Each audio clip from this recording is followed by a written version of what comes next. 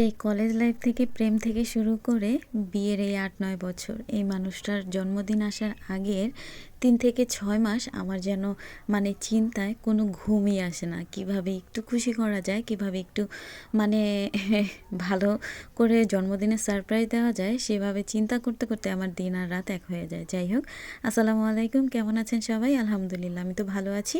আগের দিন বলেছিলাম মাহিদের বাবার জন্য মানে জন্মদিনের জন্য কিছু বাজার করতে গিয়েছিলাম। তো বাজার থেকে কিন্তু অনেক রকমের জিনিস কিনেছিলাম, সাথে কিন্তু অনেক সুন্দর সুন্দর সবজি কিনেছিলাম। তার মধ্যে এগুলো কিছু ছিল। তো আগের দিনই বাজার মানে যেদিন রান্না করব তার আগের দিনই কিন্তু বাজারগুলো করে ফেলেছিলাম, আর সুন্দর করে বাজারগুলো কেটে ধুয়ে তারপর ফ্রিজে রেখে দিয়েছিলাম, যাতে পরের দিন তেমন কোনো ঝামেলাই না হয়। এখানে কিন্তু আমি হচ্ছে গিয়ে পুলি পিঠা বানাবো। এটা হচ্ছে ঝাল পুলি আর সবজি পুলি হবে, এই জন্য সবজিগুলোকে সুন্দর করে কেটে নিয়েছিলাম। এই সবজিগুলোর মধ্যে মানে ব্রোকলি, ফুলকপি, গাজর, এই শীতের সবজিগুলোর মধ্যে কিন্তু এগুলোই সব থেকে বেশি বেস্ট লাগে।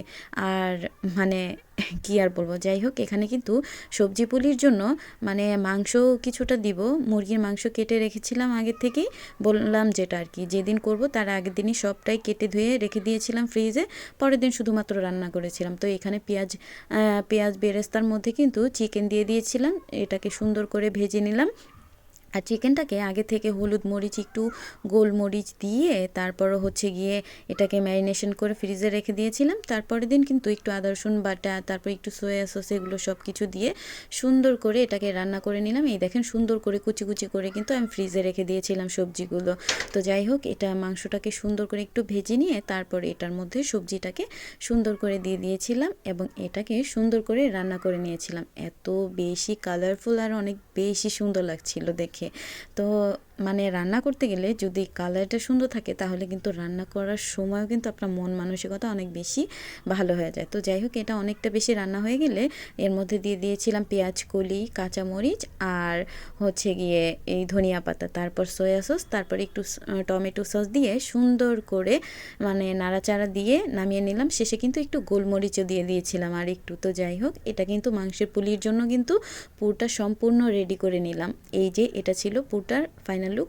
তো যাই হোক, এখানে কিন্তু আমি একটু অন্যরকমভাবে চিকেন রান্না করব, এই জন্য কিন্তু মানে আগের দিনই কেটে রেখেছিলাম হলুদ মরিচ দিয়ে একটু লবণ দিয়ে, হলুদ দেওয়া হয়নি, মরিচ দিয়ে আর একটু লবণ দিয়ে ফ্রিজে রেখে দিয়েছিলাম। তারপরে এটার মধ্যে একটু ময়দা দিয়ে দিলাম, সয়া সস, গোলমরিচ, টমেটো সস দিয়ে সুন্দর করে আমি এটা হচ্ছে মাখিয়ে তারপর সুন্দর করে ভেজে নিয়েছিলাম চিকেনটাকে এমনভাবে ভেজে নিয়েছিলাম যেন খুব বেশি শক্তও না হয়ে যায় আর কাঁচাও না থাকে, মানে একটু কি বলবো, মানে ভিতরটা যেন আর জুসি হয়, ঠিক এইভাবে আমি সুন্দর করে ভেজে তুলে নিয়েছিলাম। এরপর এর মধ্যে পেঁয়াজ আর রসুন কুচি দিয়ে দিলাম। পেঁয়াজ আর রসুন কুচিটা একটু সুন্দর করে ভাজা ভাজা হয়ে আসলে এর মধ্যে আগে থেকে একটু বেশি বড় বড় করে ডুমো ডুমো করে কেটে রাখা বাঁধাকপিটা দিয়ে দিলাম। তারপর দিয়ে দিয়েছিলাম ক্যাপসিকাম, গাজর, তারপর পেঁয়াজ কলি, এগুলো দিয়ে সুন্দর করে নেড়ে চেড়ে নিয়েছিলাম। তারপরে দিয়েছিলাম ১ বস্তা সয়া সস আর ১ বস্তা হচ্ছে গিয়ে টমেটো সস। তো অনেকটাই পরিমাণ দিয়েছিলাম, আর এটার মধ্যে অনেকটা পরিমাণ দিলেই কিন্তু এই রান্নাটা অনেক বেশি মজা হয়। আর তারপর দিয়ে দিয়েছিলাম বেশ অনেকটা করে গোলমরিচ। তো এটা দিলে কিন্তু এই রান্নাটা খেতে অনেক বেশি ভালো লাগে, সবাই কিন্তু অনেক বেশি পছন্দ করেছিল, বিশেষ করে আপুরা খেয়ে। তো আর আম্মু বলতেছিল এটা রেস্টুরেন্টের থেকে অনেক অনেক হাজার গুণ বেশি ভালো হয়েছে। তো যাই হোক, দেখেন কালারটা এত বেশি সুন্দর লাগতেছিল, মাশাআল্লাহ, কি আর বলবো। তো যাই হোক, আগে থেকে ভেজে রাখা চিকেনগুলো কিন্তু এর মধ্যে দিয়ে দিলাম। তারপর সুন্দর করে মানে এটা মানে এই মশলাটার সাথে মাখিয়ে তারপর হচ্ছে গিয়ে আবার আরেকটু টমেটো সস দিয়ে দিলাম এবং গোলমরিচ দিয়ে দিয়েছিলাম, মানে যা যা লাগে, হালকা একটু ধনিয়া পাতা, কাঁচামরিচ দিয়ে সর্বশেষ নামিয়ে নিলাম। এটার কালারটা কিন্তু দেখতে অসাধারণ হয়েছিল, এক কথা যদি সামনে থেকে দেখাতে পারতাম তাহলে বুঝতেন এটা কতটা ইয়াম্মি ইয়াম্মি হয়েছিল। তো যাই হোক, এটার পর্বও কিন্তু শেষ। এটার পরে কিন্তু মানে এটা রান্নাটা কমপ্লিট করে কিন্তু পাশাপাশি এই যে পাটিসাপটাও বানিয়ে নিয়েছিলাম। পাটিসাপটাগুলো আজকে দেখতে বেশি ভালো হয়নি, তবে খেতে ভালো হয়েছিল আলহামদুলিল্লাহ। এই তো এখানে বানানো হচ্ছিল সবজি পুলি, আর বানানো হচ্ছিল সবজি পুলির সাথে সাথে একটু মিষ্টি পুলিটাও, কারণ আপুরা আসবে যেহেতু, ভাবলাম মাহিদের বাবাও পিঠাগুলো খেতে পছন্দ করে, আর আপুরাও এবার মানে আমাদের বাসায় এসে পিঠা তেমন একটা খায়নি। তো যাই হোক, সবার জন্যই সুন্দর করে অনেকটা পিঠা বানিয়ে নিয়েছিলাম, গরম গরম ভাত ছিলাম আর সাথে সাথে আপুরা খাচ্ছিল। এত বেশি মজা হয়েছে। তখন আসলে কষ্ট করে কিছু বানালে যদি সামনাসামনি দেখা যায় যে খাচ্ছে আপুরা বা এরা মজা পেয়েছে, তাহলে কিন্তু খুব বেশি ভালো লাগে।